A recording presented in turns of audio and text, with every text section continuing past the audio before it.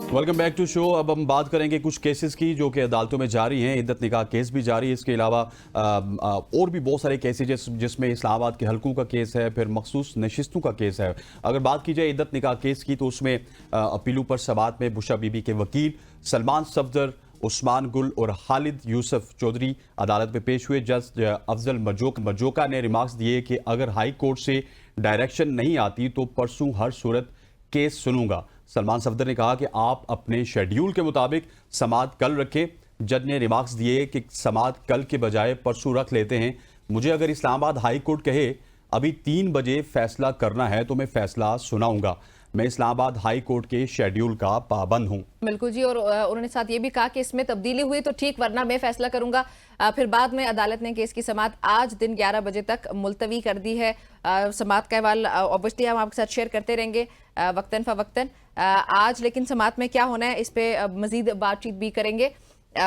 इस केस पे daily basis पर जैसे इसकी समात होती रही है हम इस पे डिस्कशन हमारे करते साथ मौजूद हैं जमशेद, हमारे रिपोर्टर हमारे साथ मौजूद हैं, उनसे मजीद कवर करते हैं। जमशेद, बताइएगा इस केस के हवाले से, जो इद्दत निकाह केस है, क्या अपडेट्स हैं आपके पास?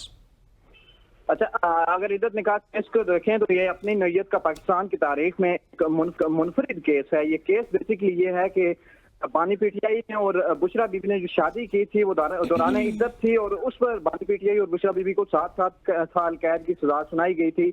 फरवरी के फर्स्ट वीक में जब दीगर केसेस में सुनाई जा रही थी तो तभी ये मामला भी, ये केस भी अडयाला जेल में ही सुना गया था और 7 साल कैद की सजा सुनाई गई थी। उसके खिलाफ बानी पीटीआई ने और बुशरा बीबी ने अपीलेंट कोर्ट से रजू किया था और मरकजी अपीलें जो थी वो दायर की थी। उसके साथ साथ सजा मुअत्तली की दरख्वास्तें भी दायर की थी।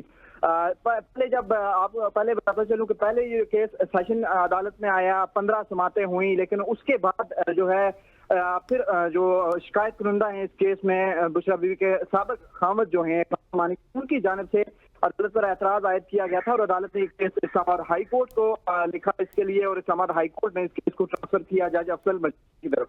अब अफजल मजोका को इस्लामाबाद हाई कोर्ट की जानिब से डायरेक्शंस दी गई हैं कि वो 1 महीने के अंदर अंदर जो मरकजी अपीलें हैं उन पर फैसला करें। पहले ही 10 दिन के अंदर फैसला कर मतली की दरख्वास्त मुस्तरद कर चुके हैं। अब 12 जुलाई तक इस्लामाबाद हाई कोर्ट की जानिब से अफजल मजोका को जो उसके अंदर जमशेद, कल जो वकील की तब्दीली की गई थी, वकील तब्दील हुए थे, उसके बाद अफजल मजोका ने हाई कोर्ट के साथ रुजू किया कि मैं क्या करूं, मुझे 12 से पहले फैसला करना है, उसके बाद करना है। उसके हवाले से कोई रिस्पॉन्स आया हाई कोर्ट की जानिब से?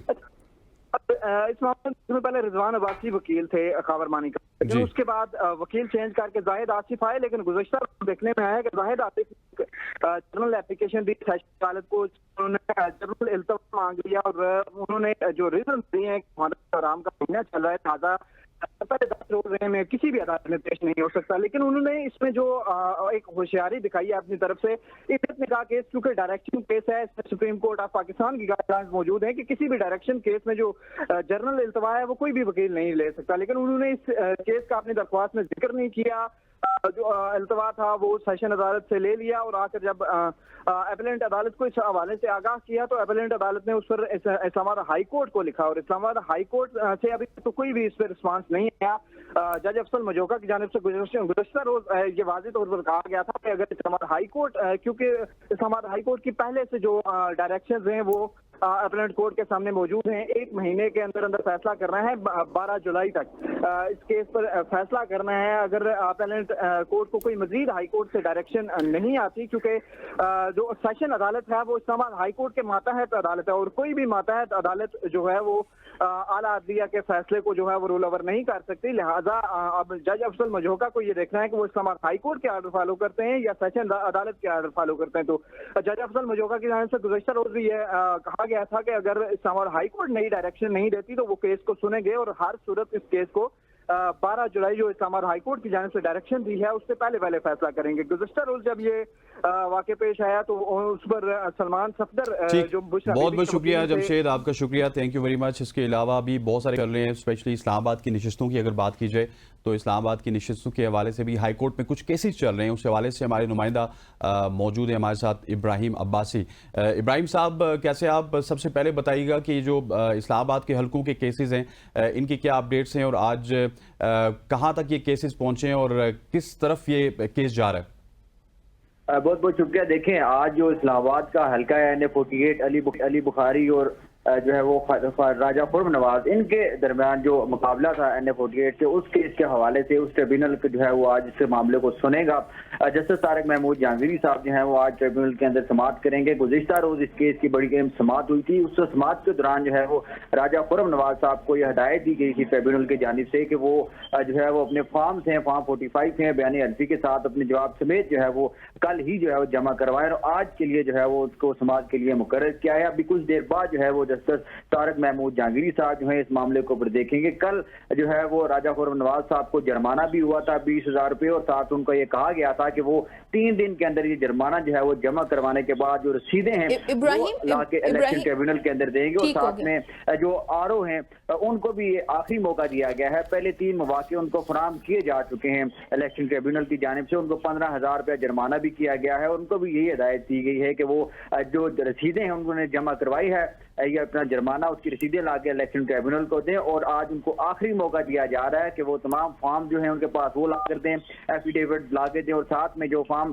के साथ जो जवाब उन्होंने तलब कर रखा है इलेक्शन ट्रिब्यूनल की जानिब से वो भी ला के अदालत के सामने रखें। अब देखना ही होगा कि कुछ देर के बाद अदालत के अंदर इसकी या ट्रिब्यूनल के अंदर इसकी समाअत होगी कि ख्वाह वो RO साहब जो है वो जाती हैसियत से वहाँ पे पेश होते हैं, अपने जो फॉर्म रिक्वायर्ड किए गए हैं ट्रिब्यूनल की जानिब से कि ला के दें, क्या वो ला के देते हैं नहीं। अब से कुछ देर बाद इसका सारे मामले का जो है वो उसको देख लिया जाएगा और मंजराम पर आ जाएंगी चीजें। अच्छा इब्राहिम, ये तो चले NA-48 हो गया, 46-47 में भी कल 20,000 रुपया जुर्माना हुआ तारिक फजल चौधरी को भी, अंजुम अकील को भी।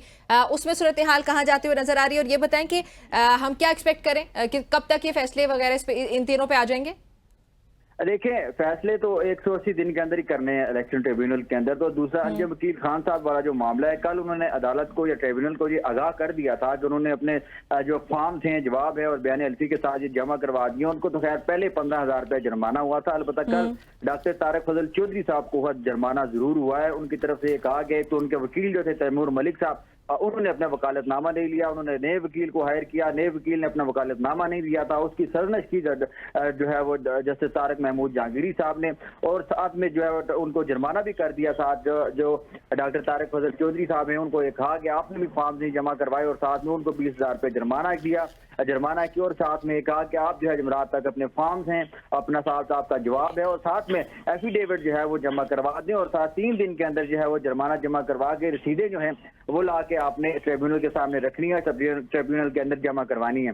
रही बात ये जो बाकी मामलात हैं सारे, ये इलेक्शन ट्रिब्यूनल 180 दिन जो है, क्योंकि इलेक्शन एक्ट जो है वो उसको इजाजत देता है कि 180 दिन के अंदर ये फैसला करेगा। अब ये मामला जो है क्योंकि आगे छुट्टियां भी आ गई हैं, पहले 2 महीने की ये छुट्टियां इस्लामाबाद हाई कोर्ट के अंदर होनी है। मुमकिन है कि पहला जो महीना है यानी जुलाई से लेके अगस्त का जो पहले महीनों का छुट्टियों का महीने है, इसमें जस्टिस तारिक महमूद जहांगीरी साहब जो है वो छुट्टियां नहीं करेंगे। इस केस को जो है वो जरूर सुनेंगे, क्योंकि डे बाई डे अब हेयरिंग का सिलसिला जो है वो शुरू हो चुका है। कल ये चीजें तय हुई थी अदालत के अंदर, ये जो इलेक्शन ट्रिब्यूनल है वो डे बाई डे हेयरिंग करेगा, रोजाना की बुनियाद पर इस केस को सुनेगा, ताकि जो टाइम लिमिट दी गई इलेक्शन एक्ट की जानिब से, इलेक्शन एक्ट के अंदर, उसके अंदर इस मामले को देखा जाए और उनके फैसले जो है वो किए जाएं। ठीक हो गया इब्राहिम, बहुत शुक्रिया आपका हमें अपडेट करने के लिए। नाज़रीन, ये सूरत हाल है NA-40 केस की। उसके बाद एक और केस है मखसूस नशिस्तों वाला। उस केस में भी सुप्रीम कोर्ट ने मखसूस नशिस्तों से मुतालिक जो है वो समाअत आज 9 जुलाई तक जो है वो मुलतवी की हुई है। इस केस के हवाले से क्या तफसीलात मजीद जानते हैं बशारत राजा से, हमारे कोर्ट रिपोर्टर हैं। बशारत, अस्सलाम वालेकुम। बशारत, बताइएगा इस केस के हवाले से किस तरफ जाता हुआ देख रहे हैं आप इस केस को? क्या वो पार्लिमानी पार्टी के तौर पर ही कंसिडर किया जाएगा SIC को? जी, ये सुन्नी इत्तेहाद कौंसिल की जो मखसूस नशिस्तों का मामला है, आज इस पर समाअत होगी, फुल कोर्ट समाअत होगी चीफ जस्टिस काजी फाइज़ की सदराई में। और ये आज इस केस में 8वीं समाअत है, 7 समाअतें इससे पहले हो चुकी है। जो वकील थे सुन्नी इत्तेहाद कौंसिल के फैसल सिद्दीकी, वो अपने दायरे मुकम्मल कर चुके हैं। इसके साथ इलेक्शन कमीशन पाकिस्तान के वकील सिकंदर बशीर भी अपने दायरे मुकम्मल कर चुके हैं।